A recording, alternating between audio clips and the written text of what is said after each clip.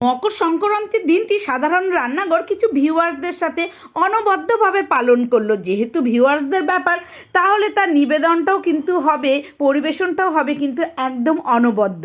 তো এইরকম একটা মিষ্টি মধুর পরিবেশন দেখার জন্য পুরো ভিডিওটা দেখুন সবাই, এবং কেউ কিন্তু স্কিপ করবেন না।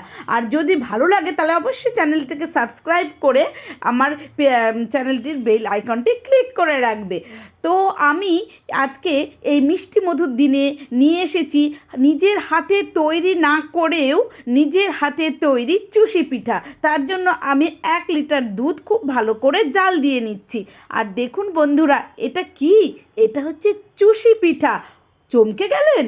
চমকাবেন না। হ্যাঁ, এটি একদম চুষি পিঠা, যেটি আমাকে আমার এক মিষ্টি ভিউয়ার্স গিফট করেছে। আর যেহেতু সে গিফট করেছে, তাহলে আমি তার গিফট করা জিনিসটি একা একা কেন উপভোগ করব?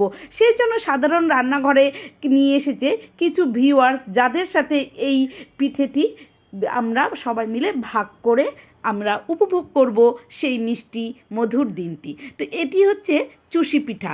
তো এই চুষি পিঠাটি কোথায় পাবেন, কিভাবে পাবেন এবং এটি কি জিনিস সেটি বলার আগে আমি ছোট্ট করে রান্নাঘরে চলে এসেছি, এবং রান্নাঘরে রান্না করতে করতে আমি সবটাই বলে দেব। তো আমি এখানে প্রথমে কড়াইয়ে 1 চামচ ঘি নিয়ে ঘিটাকে খুব ভালো করে গরম করে নিচ্ছি।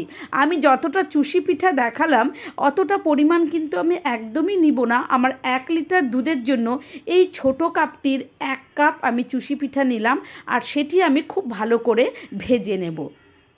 এবার বলি বন্ধুরা, এটি হচ্ছে চুষি পিঠা। এটি বাজারে রেডিমেড কিনতে পাওয়া যায়, যেটি আপনি আপনার হাতের কাছে যে কোনো দোকান বলতে যে সমস্ত মুদিখানার দোকান হতে পারে বা চালের গুঁড়ো টুড়ো যে সমস্ত দোকানে বিক্রি করে, সেই সমস্ত দোকানে আপনি অতি সহজে পেয়ে যাবেন। তো আমি বলতে বলতে এটি ভেজে নিলাম খুব সুন্দর করে। আমি এটি জানতাম না, আমাকে আমার এক ভিউয়ার্স গিফট করেছে। তো আমি সেই জন্য আজকে এই রেসিপিটি বানিয়ে আপনাদের কাছে উপহার দিচ্ছি। যারা ভীষণ ব্যস্ত এবং মনে করেন যে চালের গুঁড়ো তৈরি করে ঝামেলা হয় চুষি পিঠা বানাতে, অথচ চুষি পিঠা খেতে খুব ভালোবাসেন, তারা কিন্তু অবশ্যই এই পিঠেটি বাড়িতে তৈরি করে নিন। খেতে খুব সুস্বাদু হয়েছিল বন্ধুরা। আমার দেখুন দুধটি জাল দিতে দিতে অনেকটা ঘন হয়ে এসেছে, এবং আমি এর মধ্যে কিছু ছোট এলাচ দিলাম। তার মধ্যে এবার আমার ওই যে আগে থেকে ভেজে রাখা যে চুষি পিঠা, সেই চুষি পিঠাটা দিয়ে দিলাম। চুষি পিঠাটা কিন্তু মেশিনে তৈরি করা হয়, সেই জন্য একদম প্রত্যেকটার মাপ একদম একই রকম, সমপরিমাপ। তো আর এবার এটাকে আমি খুব ভালো করে যেরকম চুষি পিঠা ফোটানো হয় সেইভাবে আমি এটাকে ফোটাবো।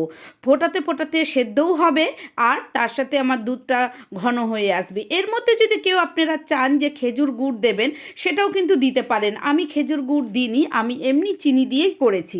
বিশ্বাস করুন বন্ধুরা, একটা মানে কি বলবো, নিজে হাতে তৈরি করলাম না চুষিটা, অথচ সেম মানে একই খেতে এবং একই স্বাদের, যা হাত দিয়ে আমরা চালের গুঁড়ো তৈরি করে বা মেখে যে চুষি পিঠা বানাই, সেম স্বাদেরই এই কেনা চুষি পিঠা। আমি পিঠা বানালাম না, অথচ আমার চুষি পিঠা রেডি। তো এই চুষি পিঠা আমাকে আমার যে ভিউয়ার্স দিয়েছেন তাকে অনেক ধন্যবাদ, এবং সকলের কাছে আমি এটা জানালাম যে এরকম চুষি পিঠা বাজারে কিনতে পাওয়া যায়। তো তোমরাও কিন্তু অবশ্যই এভাবে কিনে বাড়িতে সহজেই করে নিতে পারো। এর মধ্যে আমি দিয়ে দিলাম পরিমাণ মতন চিনি। যেহেতু আমরা মিষ্টিটা একটু বেশি পরিমাণে খাই, তাই মিষ্টিটা একটু বেশি দিলাম। আপনারা আপনাদের স্বাদ অনুযায়ী এখানে চিনিটা অ্যাড করবেন। তো আমি এবার নেড়ে মোটামুটি চিনিটা গলার অপেক্ষায় থাকবো। আর আমার কিন্তু একদম রেডি হয়ে গেছে চুষি পিঠা। দেখুন কি সুন্দর লাগছে দেখতে। এটা একটু কিছুক্ষণের জন্য ঢেকে রেখে দেবেন নিচে নামিয়ে ওভেনের থেকে। দেখবেন এই পিঠাটা কিন্তু সাইজে আরও অনেকটা বড় হয়ে যাবে। আর একটা বন্ধুরা, এইটা এবার আমি পরিবেশন করব, চলুন।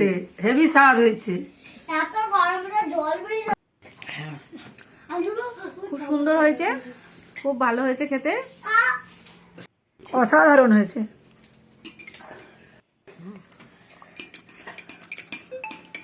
তো তো দেখলেন আমার সমস্ত ভিউয়ার্সরা দেখলেন কে কে এসেছিল আমার ঘরে, আমার সাধারণ রান্নাঘরে এই চুষি পিঠার আনন্দ উপভোগ করতে। তো আমার এই রেসিপিটি এবং আমার আজকের ভিডিওটা কেমন লাগলো বন্ধুরা, তোমরা অবশ্যই সকলে আমাকে কমেন্টস করে জানিও। আর আমার সমস্ত ভিউয়ার্সদের অনেক ধন্যবাদ।